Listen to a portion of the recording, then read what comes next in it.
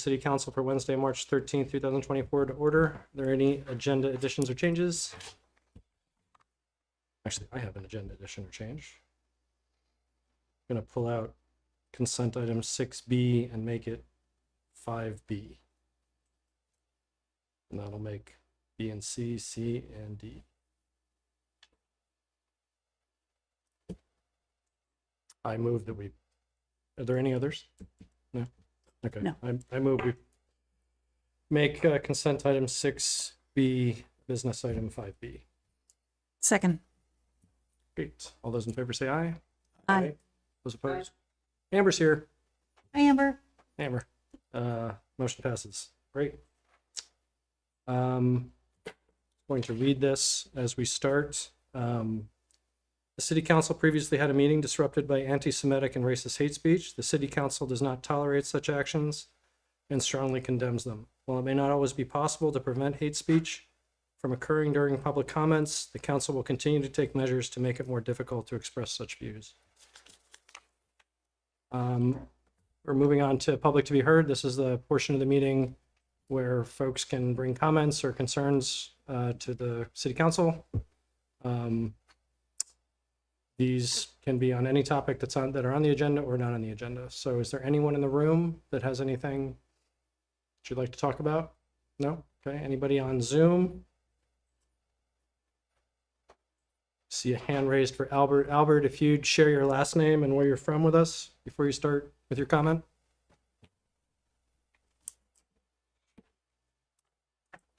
And I see that you've unmuted, but I can't. Oh, you haven't. Albert, are you with us? I can, yeah. Can you give us your last name as well? Oh, sorry. Great, thanks. No problem. I have a few things I'd like to speak about. The going we're noticing a great amount of anti-Whiteism coming from the federal, state, and local governments. We have government-run programs that give assistance to non-whites only, such as housing vouchers to asylum seekers. We have criminal justice system that lets criminals burn, loot, murder, but investigates Christians spraying at baby murder factories. Oh, serious? We have 6 Jewish corporations controlling 96%. Okay, we're going to stop you That's right enough. there. You're now cut off. Thank you for joining us. Goodbye. Speech America. Can you avoid him or block him? Thank you. I don't know, Albert, if you just heard what I said, but you're welcome to not join us again if that's what you're going to share. Sorry that Chad. free speech hurts the Chad Jewish Baswell. humans of ADL. I hope I said your last name correctly. Bunch of boomers. Fuck off. I think Albert's still talking, and I don't know if we can get rid of him from the meeting. All right, I'm gonna remove him.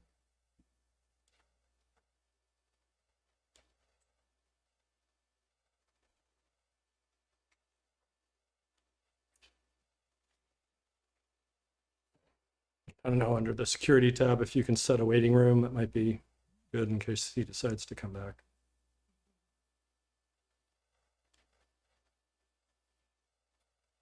Okay. Chad, are you with us? Mute. There it is. There you Unmute. go. Hello, Chad Baswell here. Can you hear me? Yes, thanks. How are you? Okay, yeah.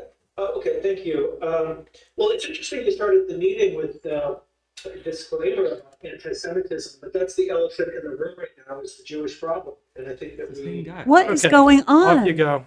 Thank you. Have a nice day.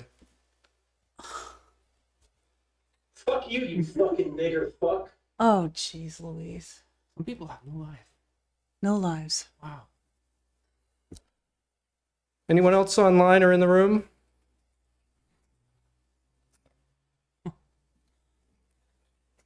When folks say that this isn't in our community, I hope they've just paid attention because it is very much in our community. That's right. All right, we're going to move on. Business item 5A, FY23 audit presentation with Bill Kaiser. Yes, so we've got both Bill and Jess online.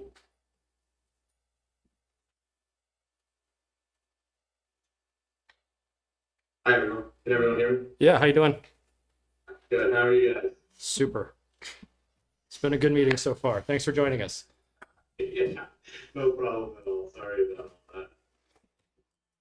Oh, you don't need to apologize. Jess, if you're ready, I can get started. Or...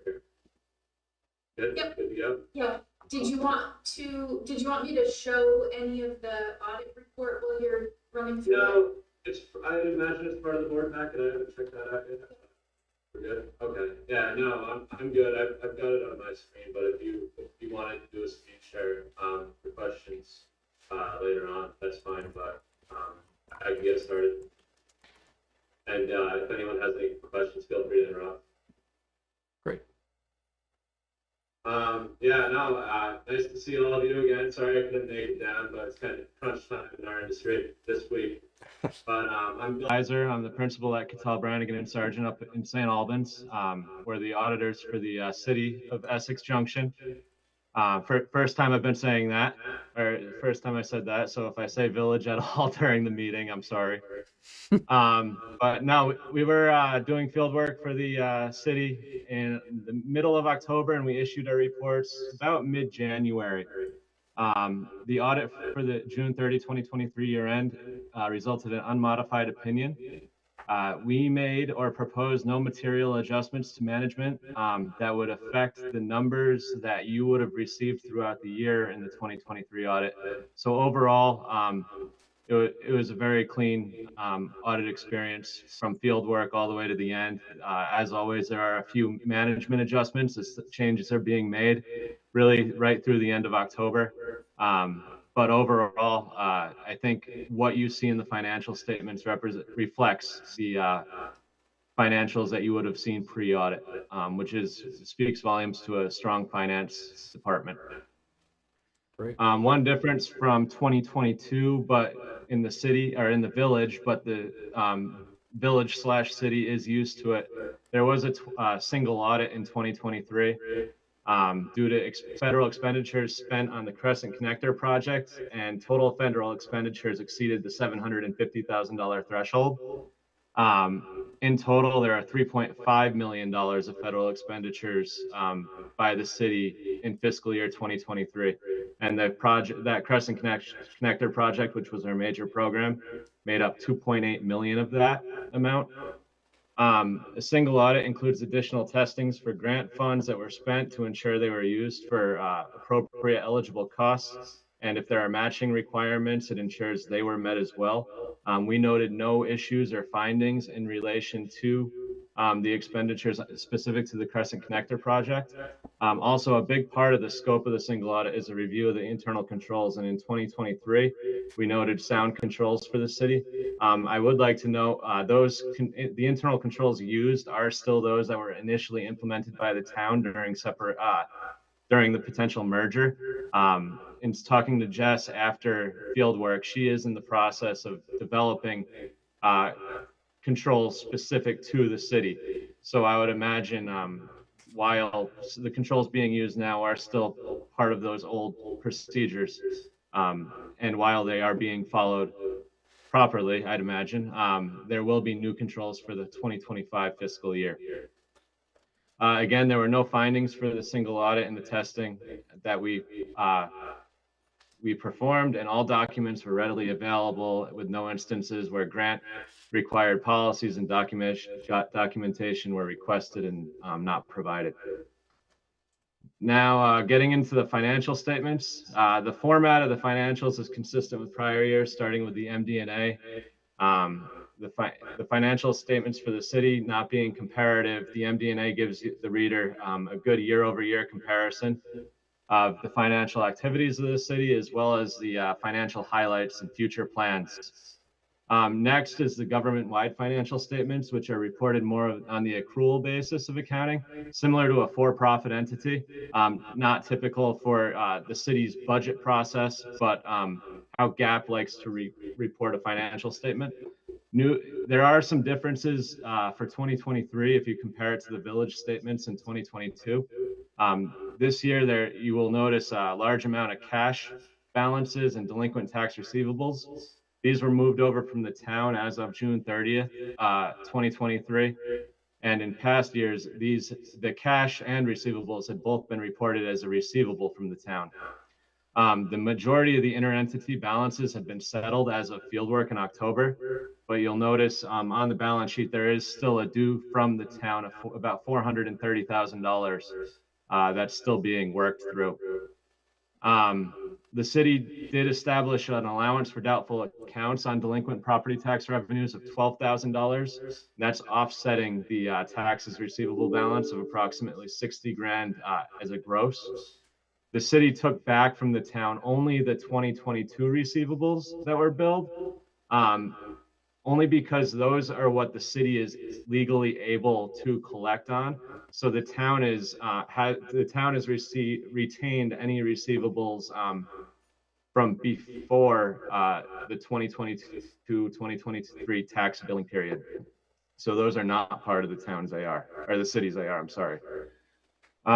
Consistent with prior years, utility collections in the accounts receivable have had significant success, and subsequent to year end, I think all but 4% of the utility billings had been collected. So there is not a need for a significant allowance consideration there. One other thing I'd like to point out is due to the city being a new participant in the VEMR's plan with the state of Vermont, you'll see a few new lines for deferred outflows and net pension liabilities in the government-wide financial statements. The deferred outflows represent the city's obligation to fund the current portion of the retirement contributions for both 2022 and 2023, since the measurement date is a year behind. That's why 2022 is also included in there. The net pension liability is an estimate and will fluctuate year to year depending on mainly on market conditions. So 2022 was a bad year. You would see that net pension liability increase, but as the market improves, the net pension liability that the city would be liable to fund that plan would then decrease with market conditions.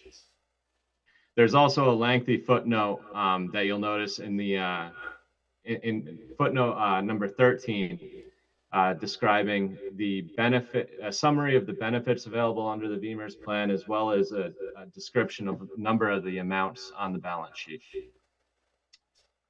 Moving on to the fund financials, which is the modified accrual basis of accounting and more similar to cash basis and what the city would budget on. The receivables in the general fund are low, mainly due just to the 2022 tax delinquencies being included in that. The city is required to reserve in the fund financials any taxes not collected over 60 days after year end. So you'll see an offsetting liability for unavailable revenues due to uncollected property taxes. That's a net of $46,000. The large capital projects AR is the grant revenues from the Department of Transportation from the Crescent Connector project. These amounts have not been billed or collected 60 days after year end, so they're also considered unavailable grant revenues for fund financial reporting. Once billed and collected in 2024, these would be recognized as revenue. And on the capital projects fund in the what you would consider the income statement, you'll see a loss. That loss would revert to an income once those revenues are billed. The ARPA funds are also on the balance sheet as a liability. A small portion of those were recognized in the 2023 single audit, but there's still $2,800,000 to be recognized. The plan, I believe, is to recognize the remaining funds in fiscal year 2024. So it is anticipated that those ARPA related expenditures, as well as additional 2024 expenditures for the Crescent Connector project, would both be tested as major programs in next year's single audit. The other thing to note on the fund financials is the equity restrictions. There's a detail on pages 27 and 28 of the financial statements. Similar to prior years, just detailing what the commitments, assignments, and non-spendable portions are for. The general fund has a fund balance of $1,471,000. And of that amount, $148,000 has been assigned for specific future expenditures. $435,000 of that amount is related to inventory and prepaid expenses that are non-spendable at June 30, 2023. and the remaining unassigned balance of $886,000 falls well below the fund balance policy for the city of 15% of next year's budget, which would next year being 2024's budget. The city's right now unassigned fund balance is about 7.5% of the 2024 budgeted expenditures. 2023 general fund operations overall resulted in an increase of $650,000 to the fund balance. Next in the financials, the proprietary funds, business funds, or enterprise funds, as the city refers to them as, are meant to be self-sustaining. The water and wastewater funds had positive increases in net position for 2023, while the sanitation fund had a reduction in net position. You'll also see reported on these statements as EJRP, which ended up with income of $350,000 for the year. Beyond these financials is the footnotes to the financial statements, where you'll see detailed explanations of many of the balances on the statements, specifically allocations of the fund balance, like I had mentioned, capital asset details, and debt summaries. And like I said, there's also a new footnote for the VEMR's plan with the state of Vermont. In the supplementary and required supplementary information, consistent with prior years, is the budget to actual schedules for the general fund, as well as all of the enterprise funds in the supplementary information. And then later on, you'll see all the single audit reports that issue a clean single audit with no audit findings. That is all I have for now. If anyone wants, I'd like to open it up for any questions. Great, thanks, Bill. Yeah, you're welcome. Thank you. Jess, did you have anything you wanted to add to that before we start asking questions? Nope, I think I'm all set. Any counselors have anything they'd ask, clarify? Oh, I was just going to say, it's happy to see a clean audit. Yeah. That's all. Absolutely. I just, for my own understanding, to help Yes. get this a little bit better. So right at the beginning of your document here, corrected and uncorrected misstatements, recognizing the fact that, again, this is a clean audit, but I'm curious about what it means to be an uncorrected misstatement, because it sounds like in this paragraph that there was something, but then it was chosen to not react or respond. I'm not sure. I just wanted clarification on What document are you referring to? I'm sorry. So I'm looking at the packet that we received. This is Okay. So probably the SAS 1. Okay. So uncorrected misstatements would be adjustments that we proposed to management that were not made. I do not believe actually in the 2023 audit for the city there were any uncorrected misstatements. Corrected misstatements would be any in the case of the 2023 audit for the city, like I had mentioned, any corrected misstatements would have been proposed by Jess or Shannon during our audit procedures. Nothing that we had noted during our audit testing resulted in a misstatement in general, but also a material misstatement where we would have proposed an adjustment. the other thing, and this is not necessarily a question for you, this brought up a question for me. I was looking at the section in regard to compensated absences, and I'm kind of curious about how often this is used, because I was looking at this table here, and if you're above the age of 55, you've been here for 20 years, you could get up to almost a year's worth of pay. Again, my reading of this, you can get up to almost, because it's 800 max hours. So estimating that's about a year's worth of hours that you can get compensated for. The reason I brought this up, not as concern for this audit, but just thinking about our staff and making sure that they're actually taking advantage of the time that we give them to take off, to reduce stress, to help them be, to maximize their ability to be good employees and here in the city. So So that brought me a little curiosity concerning whether or not, I understand this is a policy, but I'm kind of curious as to whether or not people are taking advantage of this policy or whether or not they're actually taking advantage of the hours that we give them, to take time off and are taking advantage of that. Could you say what page you're on? So I'm on page 23. Page 42. Sorry, 42 of the packet. Yeah. Thank Bottom. Got it. And it's not, if I understand this right, it's not that we have many situations like that. It's that it's possible. Correct. Yeah. So I think also that policy, that balance that you're seeing there also doesn't only include vacation time, but also I think it's compensated absences and sick time as well. Right. I'm not sure on the actual usage specific to the city. Jess may be able to speak more to that, possibly.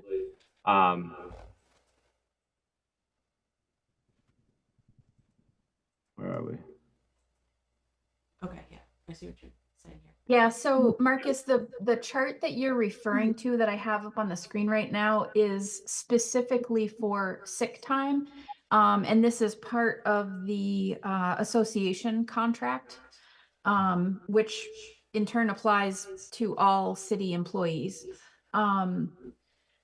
There are not very many people that would fall into like the max payout of sick hours. But there are definitely some staff who would. Sick time, and I can tell you, I've been here over 2 years now, and I've taken maybe like 3 sick days. So sick time is not used. The other, vacation time and things like that, people are good about using, and we have a policy that you're required to take a certain amount of vacation time each year. But sick time is a totally different bucket, which is what this chart specifically is referring to. Well, even in that context, I would say that I hope that staff are taking the time off they need to be, even in this particular case, to be healthy. In a post-COVID world, believe me, I remember living in a time where I would go to work and not take my sick time. Now, I'm encouraged to take that particular sick time. And it's not just my organization. I see that with organizations all over the place. So I would hope that even for this organization as a city, that our staff is being encouraged to stay healthy, do what they need to. And if that means taking time off, we're encouraging them to do so. The only thing is as I look at a policy like this, I just hope that it's not encouraging people to do the opposite, to accumulate time for which that they can financially benefit later. I get it, but it's like the balancing act of making sure that we're encouraging them to stay healthy versus encouraging them to just rack up time until they retire. Mm-hmm. Yep. Yeah, it's a good question. I mean, we definitely encourage people to stay home whenever not healthy or even mental health day. Yeah. So, and I think there's some history behind this table and how it came to be, and I don't fully have that at the top of my head in terms of where that came from and how it got there, but I can find out that history and let you know. But certainly we encourage folks, if not feeling well, to actually take their sick time. But I definitely hear you in terms of what a policy like this can potentially do. I'd also like to add, just for clarification on the policy, that as part of the audit process for these specific accruals, we do audit the caps and the years of service and make sure that nobody is over the cap. That is part of our audit procedures and recalculating. Like, we'll take a sample of individual balances, trace them to the time off report or the pay stubs, which typically show the hours available, or other supporting documentation, and ensure that the city wouldn't be over accruing for somebody an unallowable amount of hours. Thank you. Amber, I can't see you. I'm just want to give you an opportunity to participate if you have any questions. I'm good, thanks. Okay. Bill, I think we probably ask you this every year, but can you describe, in more plain English for the folks that don't do this work, what a clean audit and unmodified opinion means, just so we have that on the record? An unmodified opinion is not necessarily always going to mean a clean audit. We can still issue a good opinion with multiple, and we could have 20 audit adjustments and still issue a clean opinion as long as the financial statements are not materially misstated.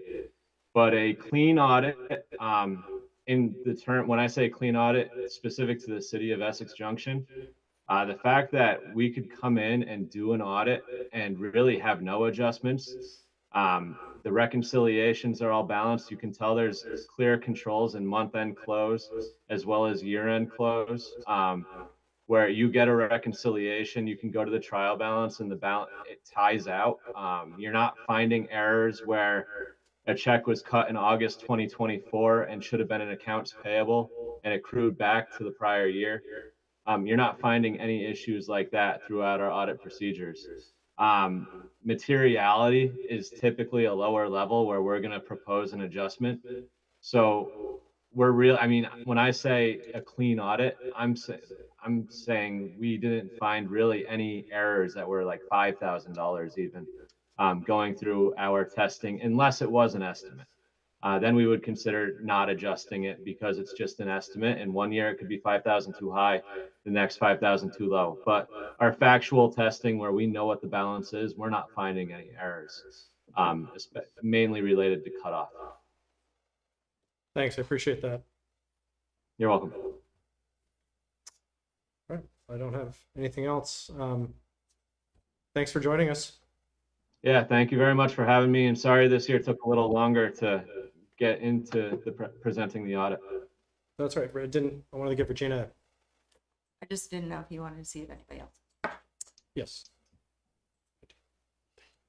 I don't know what I do without various counselors of the manager needling me on the public to be heard. Is there anyone online that has any questions, or in the room that has any questions about this topic or comments? Not seeing anyone in the room, not seeing any hands raised on Zoom. So I guess not. Thank you, Bill. Jess, congratulations. Nice work. Thank you. Thank you. Yes, Thank you. thank you. Thanks, Bill. Thank you very much for having me. Thank you, Jess. Yep, thank you. Bye. Nice job. Bye. All right, and I imagine Jess is sticking around for what's now 5B, ARPA fund obligation and expenditure. Yeah.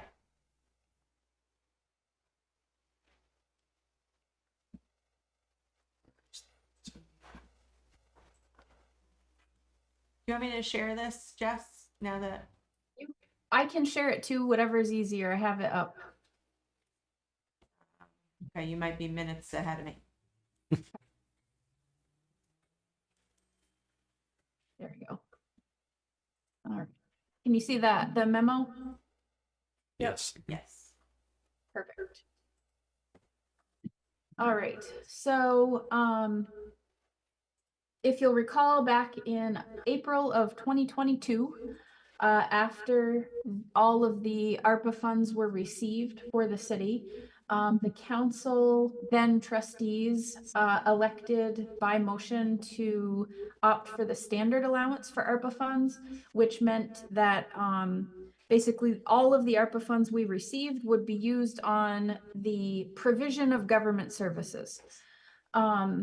So currently today we have, with interest accrued over the last couple years, we have a total balance of $2,824,513.71 sitting in ARPA funds right now.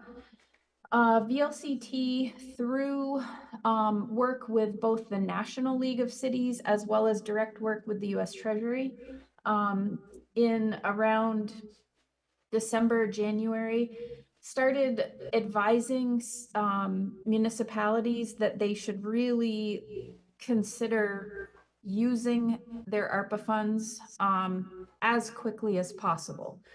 So as you'll see in the packet, I included a slideshow that Katie Buckley, who is the VLCT ARPA guru, presented at the Vermont GFOA workshop in February. And basically at that point, they were down to making 2 recommendations to municipalities. Given the potential changing political climate in November, even though we could obligate funds by December 31st of this year and spend them by December 31st of 2026, they put out some information and guidance that they would advise towns to spend directly their ARPA funds on specific projects in FY24 or FY25. The city's intention all along has been to spend at least most of the ARPA funds on the 2 Lincoln project, and we've just been waiting for numbers basically to come in. So with that project not being able to be complete in the time frame that VLCT is recommending at this point, the second option is what applies best to the city. So what they're advising is that the city formally designate the remaining balance of our ARPA funds to pay for municipal personnel expenses, transfer those funds into the general fund, and then that will basically create a surplus in the FY24 budget. And that surplus, we're allowed to use however we want, provided that it's within the context of provision of government services. So anything that the city would normally spend money on. So at this point, I have checked in with Katie directly at VLCT and also had conversations with Bill at Cattell, Brannigan and Sargent on the best way to go about doing this on the books so that we account for the funds the way that is required by US Treasury and also meets all of the tests for our single audit that will happen later this fall for FY24.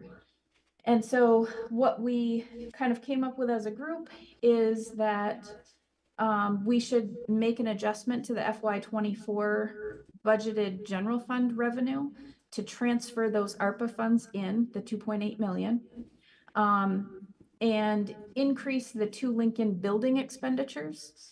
And so essentially what we're doing is we're saying that we're going to apply those, the 2.8 million in revenue to personnel, covering our personnel costs for this year.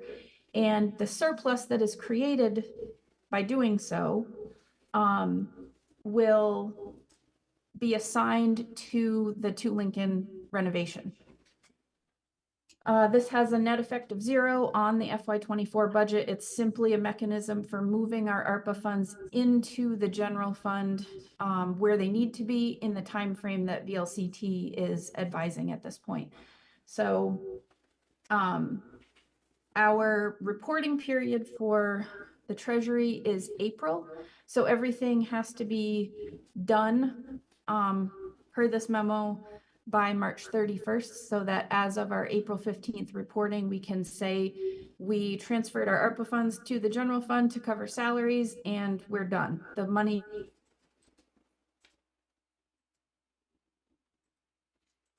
Oh no, we lost Jess. The money. At that point cannot be pulled back. I think she said the money could be pulled back, so that's key. Yes. Okay. All right. I've talked about this, so I don't have any questions.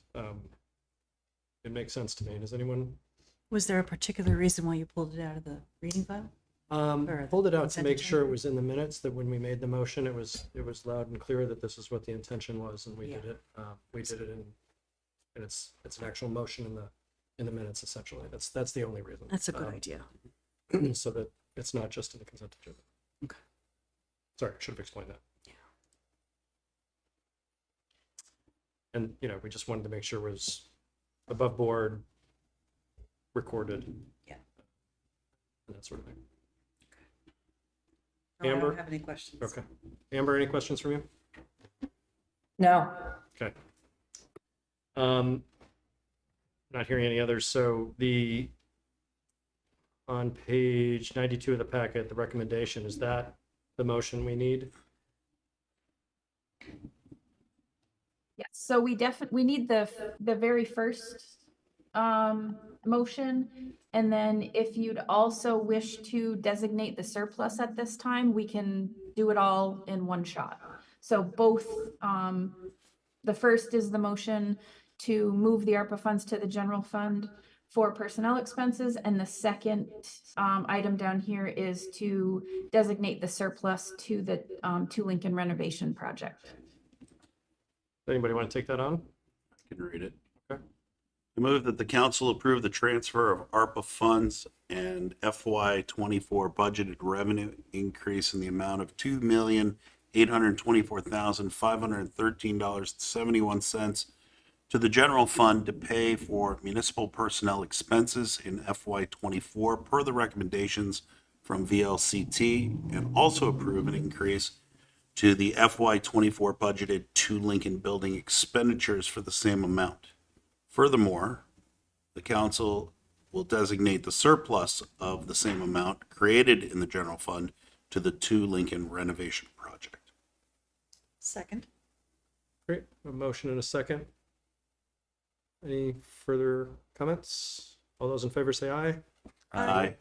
Aye. Motion passes unanimously. Great. Thank you. All right. The next two items are executive session items. So do I have a motion to approve the remaining consent agenda? So moved. Oh, sorry, just one note on the on the consent. Yes.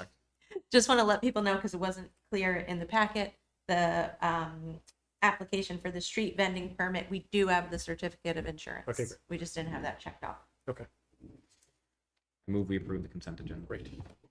Second. Awesome. All those in favor say aye. Aye. Aye. Motion passes. Manager report, council member comments?